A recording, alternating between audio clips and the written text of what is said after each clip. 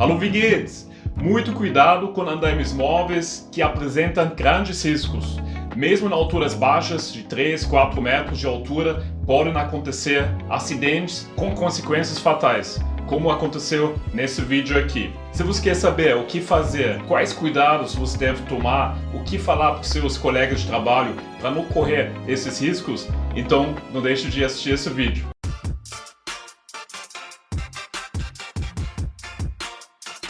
Pessoal, para fazer um vídeo desse, eu gasto em torno de 8 horas. Entre o roteiro, gravação, edição e publicação, eu gasto mais ou menos esse tempo.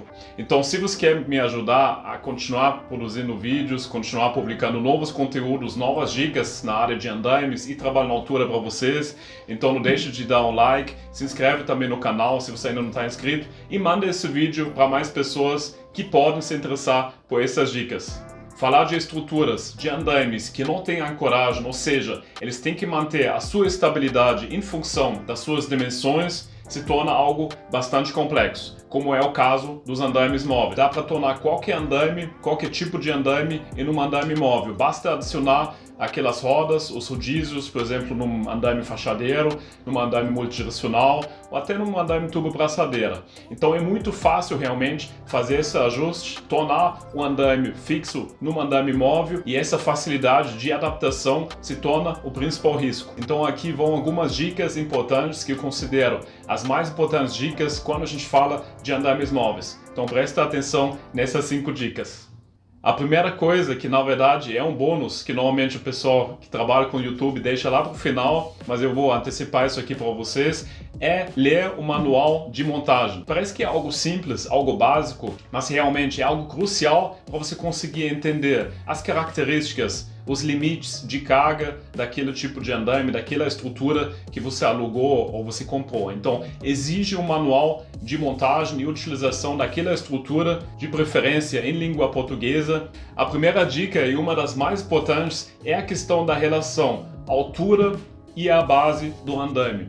Como a gente está falando de uma estrutura que não tem ancoragem, ou seja, ela tem que garantir a sua estabilidade em função das suas dimensões, a gente não pode subir o andaime aonde a gente quiser, tá? Então a gente tem limites em função daquela base que a gente utiliza. Vamos pegar o exemplo de um andaime com uma base de 2 metros. O máximo, conforme a norma brasileira, a NR18, seria 8 metros de altura, que ela determina que a gente pode subir em até 4 vezes a menor dimensão da base. O Instituto de Andaime já tem uma abordagem mais rígida em relação a isso, porque a NR18 ela não diferencia o ambiente interno e o ambiente externo. E o que a gente tem de diferente no ambiente externo é a questão do vento.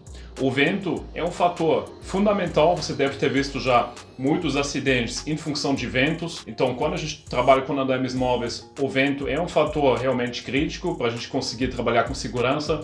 Em função disso, o Instituto de Andaime ele trabalha com a proporção de 1:3. Ou seja, se você está no ambiente externo, você pode subir no máximo 3 vezes a menor dimensão da base. À medida que você vai subindo acima de 4 metros, a gente já tem uma indicação, uma recomendação mais crítica que eu vou deixar aqui do lado, uma tabela que você pode conferir para a gente trabalhar com mais segurança em ambientes externos. No caso dos ambientes internos, ok, a gente concorda com a NR18 que a gente pode utilizar aquela proporção de 1:4. A segunda dica, pessoal, está relacionada à movimentação daquela estrutura. Vamos imaginar, você terminou um trabalho em um determinado ponto, agora você vai movimentar essa estrutura para um segundo ponto para continuar o seu trabalho. O que a gente tem que fazer? A gente tem que analisar bem o ambiente onde o andaime está inserido. Então a primeira recomendação, a primeira obrigação, eu diria que não é uma recomendação, é uma obrigação, que você não deve movimentar o andaime com pessoas ou materiais em cima. Como nesse exemplo aqui, nesse vídeo que eu já te mostrei no início, onde o pessoal tentou movimentar aquela estrutura junto com uma pessoa, junto com um trabalhador em cima. Isso provocou um momento e esse momento gerou realmente o tombamento daquela estrutura e realmente esse acidente foi bem feio. Mas vamos imaginar que você não tem pessoas em cima, você tem ferramentas, materiais, tijolos, alguma coisa estocado. Aí você movimenta isso, isso também pode cair, pode tombar e esse material pode cair em cima de alguém. É um risco também. O terceiro risco está relacionado à movimentação mesmo sem nada em cima, somente você movimentando aquele andaime para um outro lugar, porque você pode estar passando por uma rede de energia elétrica onde o andaime, aquela estrutura de aço, de ferro, vai encostar e aí você vai levar um choque. Eu já vi muitos acidentes nesse sentido, que o pessoal estava transportando aquele andaime, movimentando aquela estrutura sem olhar para cima e aí encostou num fio elétrico, numa rede elétrica, e isso provocou inclusive a morte daquele trabalhador. Eu vou deixar aqui também uma recomendação da distância mínima entre o andaime e a rede elétrica. Não é necessário encostar na rede elétrica, porque o campo magnético realmente ele já pode provocar o choque. Então, se você não sabe qual é a voltagem, se a voltagem é desconhecida, então tem que manter a distância no mínimo em 5 metros. A terceira dica está relacionada a um erro de projeto, ou seja, a pessoa que montou aquela estrutura simplesmente não mediu de forma correta. Ou seja, você montou um andaime com uma determinada altura e quando você começou a fazer o trabalho, você percebeu que aquela altura não é suficiente. O que o pessoal normalmente faz é colocar um banco, uma escada para conseguir atingir esse lugar mais alto. Então não faça isso, realmente respeite o limite realmente daquela altura que foi montado. Se tiver que corrigir, é melhor você desmontar, melhor você montar de novo ou adicionar aquele material, aqueles níveis que faltam para você conseguir atingir aquela altura necessária, mas nunca coloca